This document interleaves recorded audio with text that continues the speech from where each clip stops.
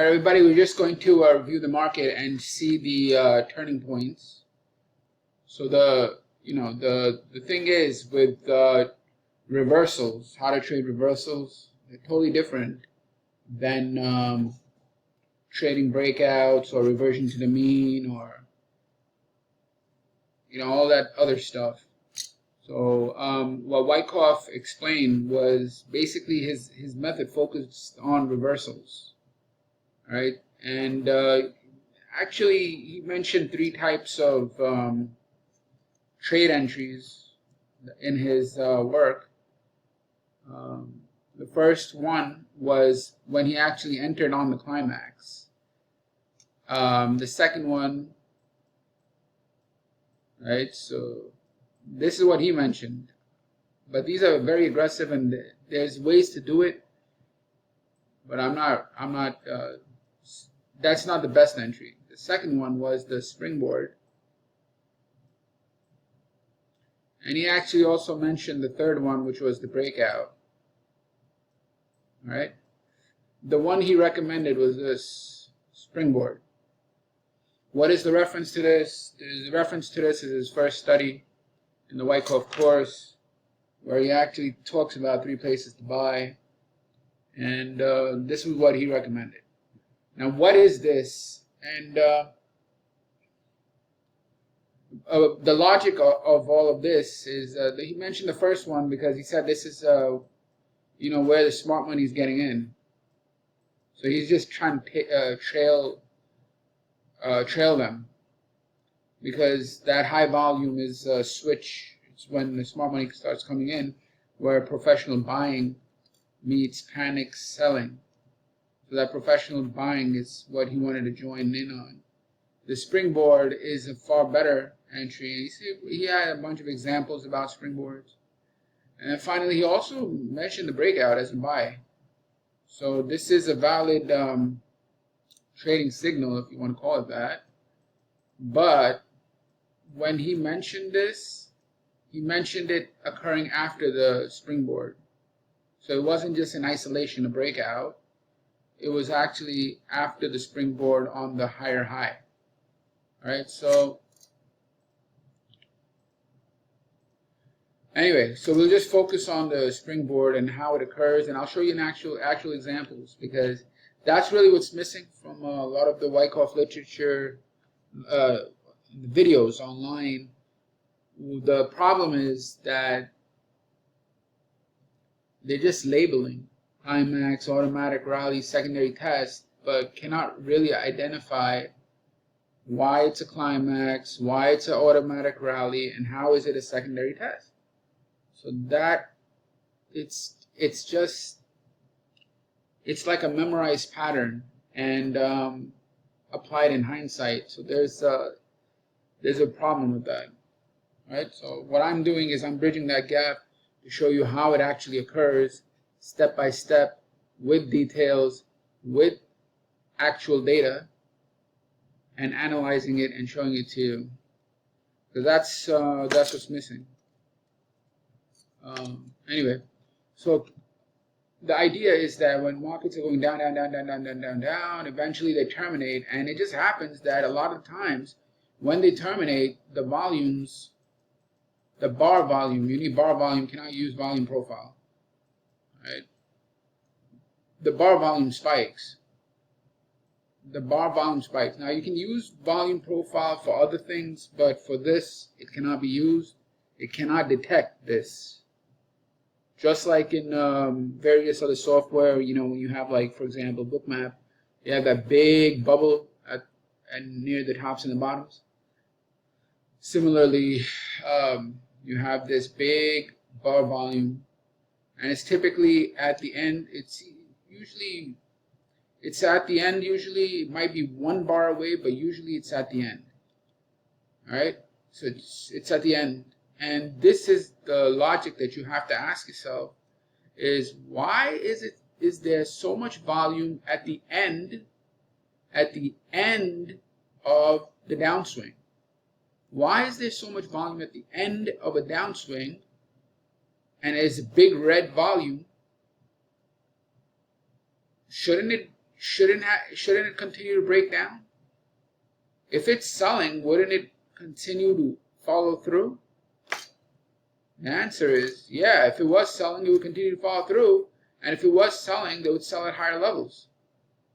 So that high volume there is your stopping action at the end of the downswing, and it is confirmed, that stopping action is confirmed by the strong up move, which is your automatic rally.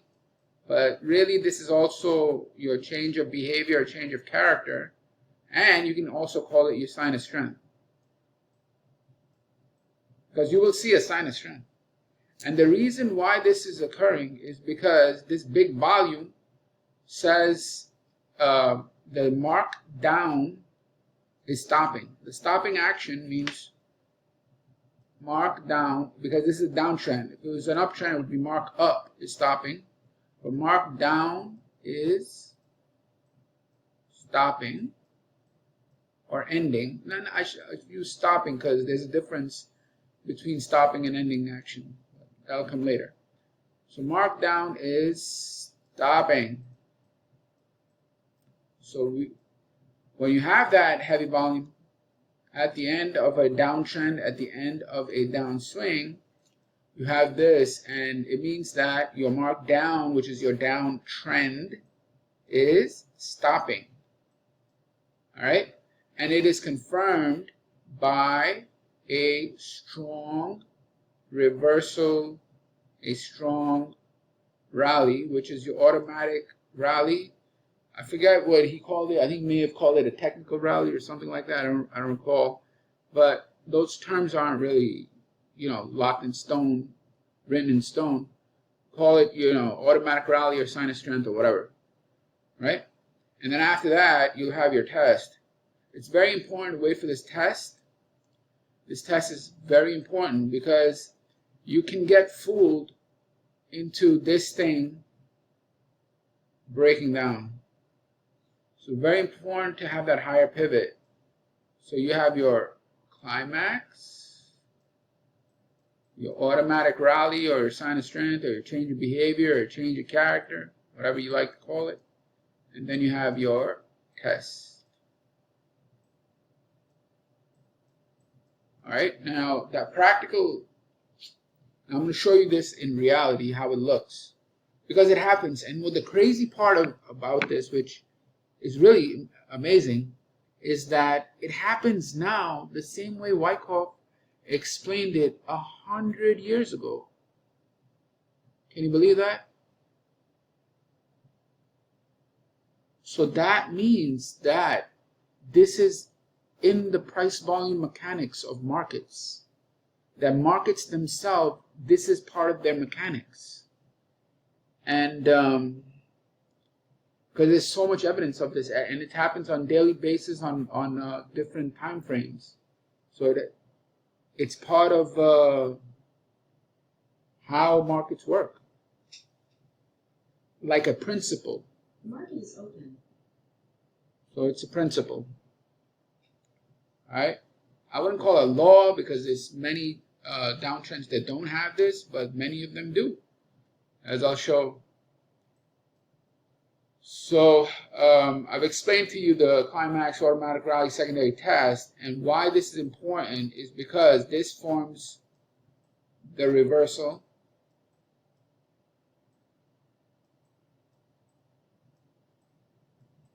And the climax into the automatic rally means that markdown is stopping. So if markdown is stopping, what does that mean? That means you have the potential for one of two things. Accumulation is starting,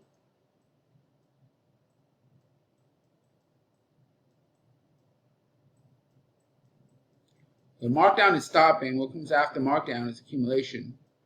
But if it's it can also go into a sideways range, and that could be your redistribution.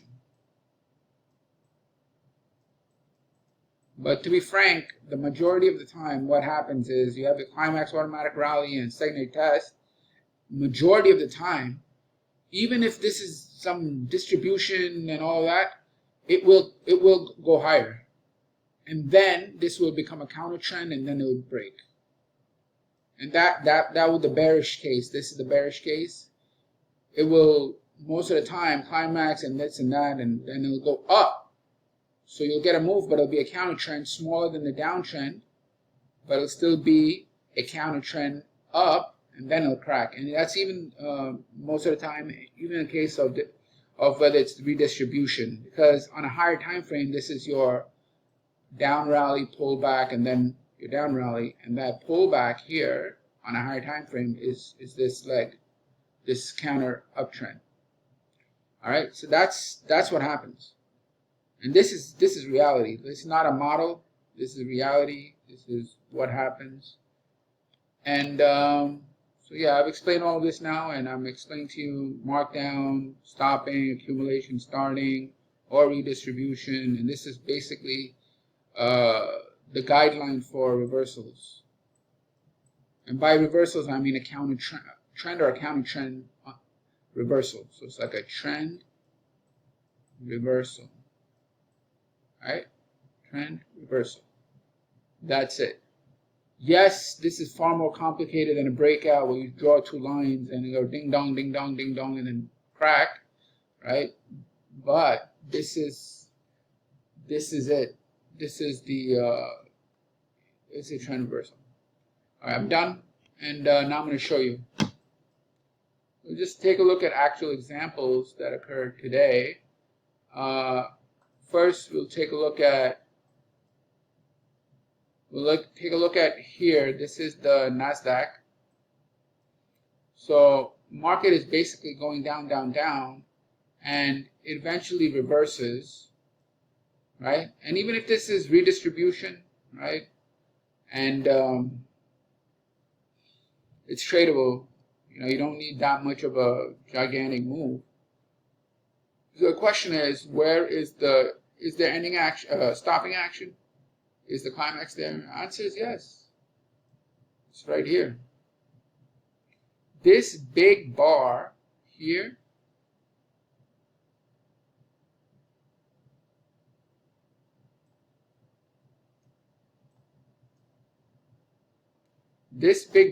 has the biggest volume in at least 100 bars. This big bar, this big red, at least 100 bars. Now, it can't be just any big bar with red volume. It's towards the end of a downswing. If it's in the middle, obviously it's not climactic, it's breaking. If it's in the beginning, it's a minor change of behavior. It's a minor change of behavior. If it's breaking, it's your break. And if it's at the end, like this, it's your climax. And I use the term minor climax because that's what Wyckoff called the climaxes that terminate swings instead of trends, or minor climaxes. So similarly, you have minor changes of behavior. That's the term I use. All right, and those minor changes of behavior, they occur right after, near the turning points, where you have a pullback and then you have a reversal, and typically the volume expands. I'll show you. I don't know if I have it over here.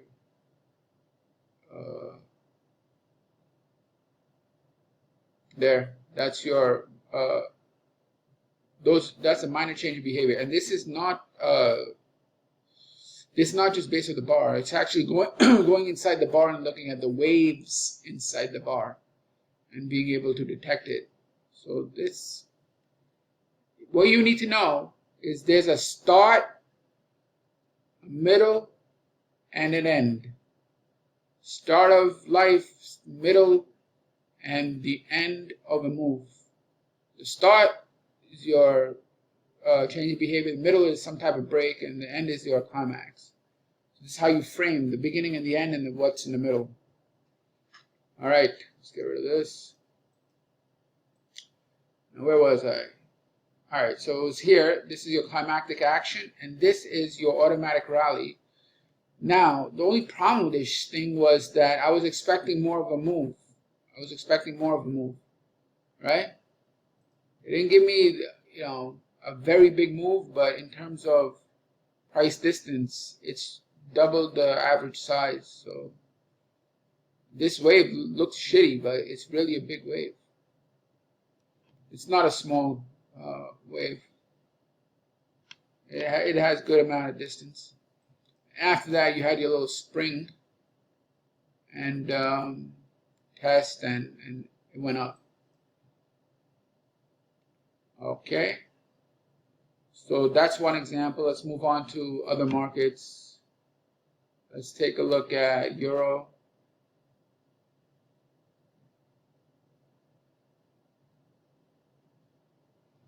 Euro, you can see very clearly here, and you're using indicators and signals and all that, but you have to have common sense to see the positioning and realize. For example, climax, if I get it, in a trading range, obviously it's high volume within a trading range. It's not climax. But this here is a climax. Why? Because the damn thing keeps going up and up and up and up and up, right? Rally and rally and rally. And then after multiple rallies, at the very top, bingo. Look at that. This bar has the biggest volume in 100 bars.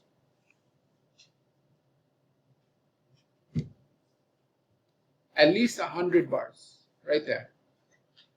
Now you tell me, if this is buying, why is it not continuing?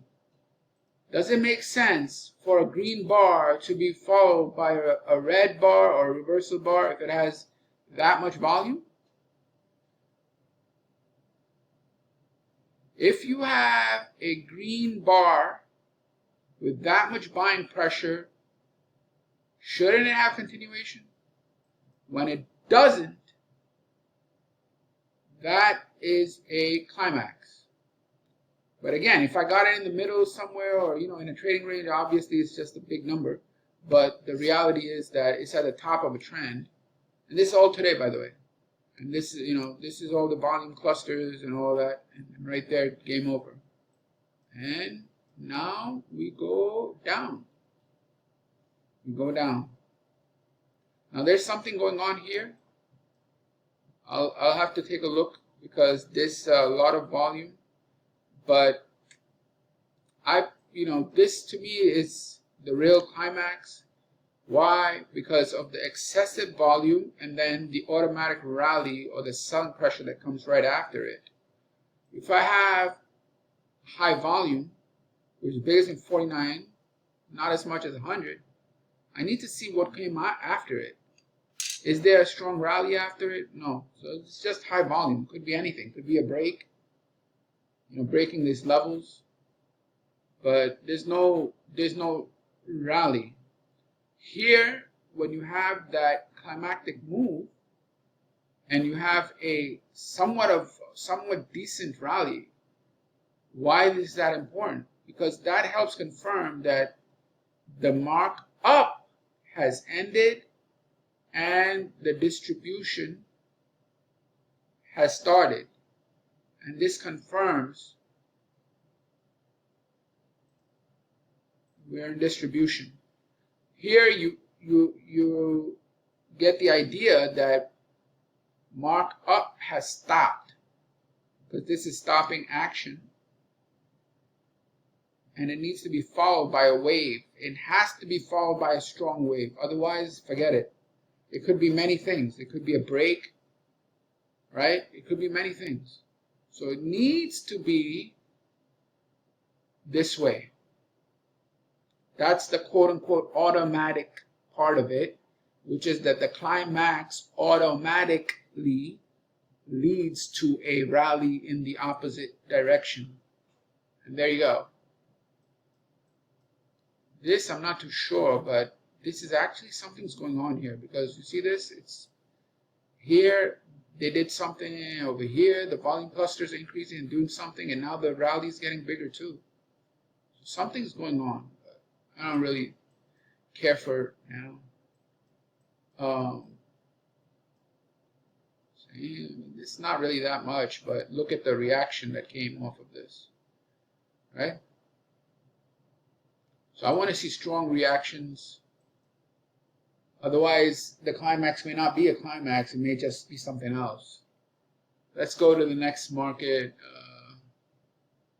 See what crude did. This is an interesting one here,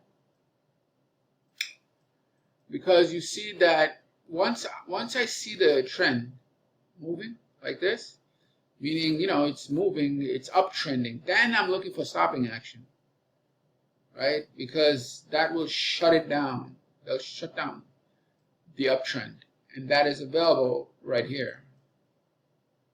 You see it is at the very, very top. Bank, and that doesn't mean jack without a wave after it. So you need a strong selling wave. This had the biggest volume in 26 waves. So there's some type of situation that's going to go on now. I'd be scared if I was long. And that's what happens. It reacts down, has one more volume come up here, right? And now here's where it gets interesting.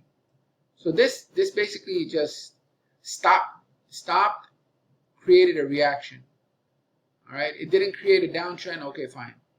Rallies up. Now this work is really interesting. This climax, big red, right? Big red. And now look at this. This wave lasted 27 minutes, 1.8 times average, and I like it because it took out the prior high. Green, green, green, green, green, green, green, green. Do you see any red here? That, you know, ideally, this is the type of strength you want to see after climax. Typically, I don't like this climax. I want it to be in a downtrend and find it, but they're doing something here. All right, and this evidence of this strength after the climax is telling you that demand was encountered right here, especially because of all the volume clusters, right? And the reaction after the climax. So basically, that's why you had a pullback to test that high volume area, and it went crazy after that. See what happened after the climax? But again, I say this again and again, the climax is just high volume, it's just high volume. It needs to have this reaction. If there's no reaction, then A, it's not a climax, because there has to be that automatic reaction. Sometimes it comes after one more test. You know, go down, up, down, and then you'll have a move.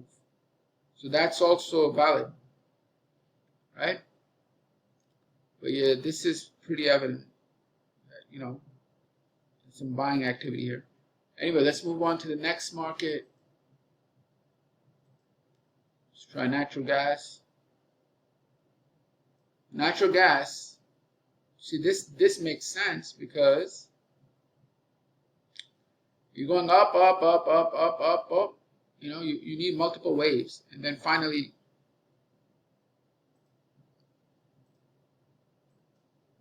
climax.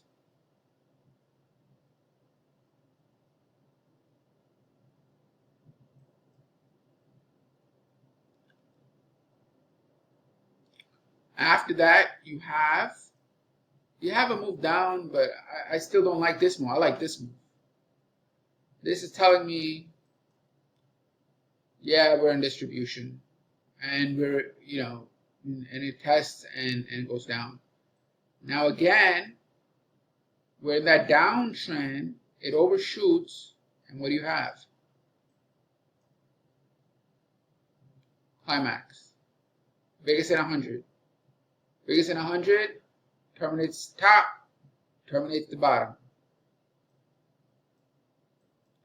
Does that mean anything? Not until you have big green. Green, green, green, green, green, green, green. 1, 2, 3, 4, 5, 6, 7, just like the prior market. Right? Green, green, green, green, green, green, green. So that means something was hit here. And 1, 2, 3, 4, 5, 6, 7 green bars in a row. Right? Here I'm not a fan. But this, I know it's rallying down. That means that this whole thing is distribution. Until they enter climactic action, and then rallies and just goes up.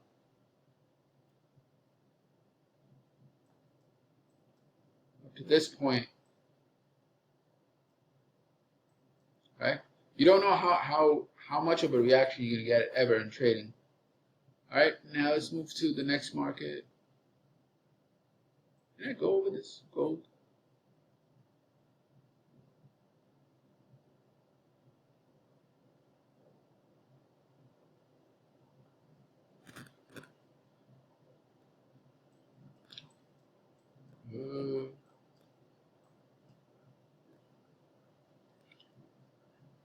You have it here. So something, happened up here. Right? So first is, it's in markup, ding dong, and then eventually it hits the climax right here, and then it falls. Not sure if there's any more. This was a prior climax, but that just failed and went down. And here you hit the climax, because gold right now is in downtrend. So the uptrends hit the climax, puke, and now look at this. This is uptrending. Now we're in trouble. Let me see.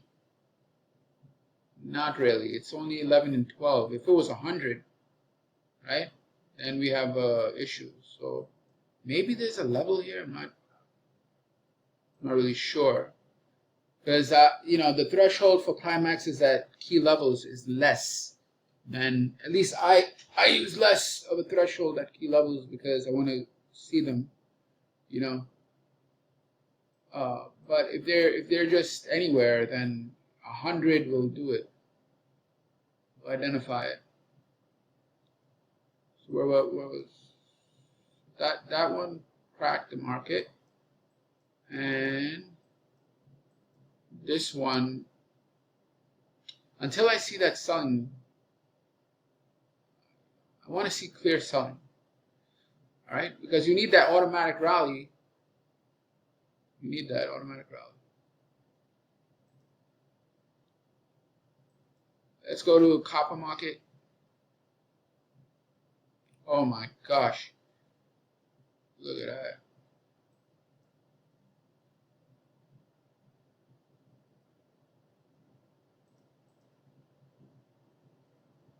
I'll see if this is at a key level. I want to see if this is a key level. And even if it's at a key level, again, if you don't have that automatic rally, it means nothing.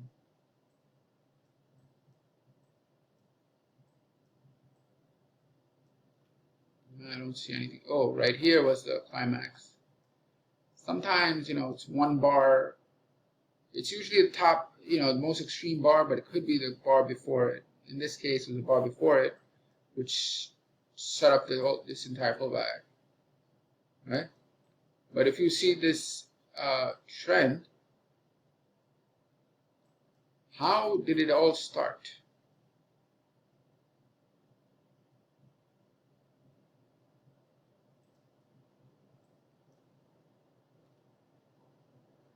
Started that, leading to that. leading to a test, leading to going up. Supply came in. I guess it was bought up because it rallied after it. Tested that cluster, volume cluster, and shot up. Let's go to the next. Okay, I think that's enough. But the point is that there's some key behaviors. They are built into any market that has price and volume. And climaxes are one of those key behaviors. So you'll see climaxes, you'll see changes of behavior, you'll see breakouts and breakdowns all the time. All right, that's all I got. Take care. Bye.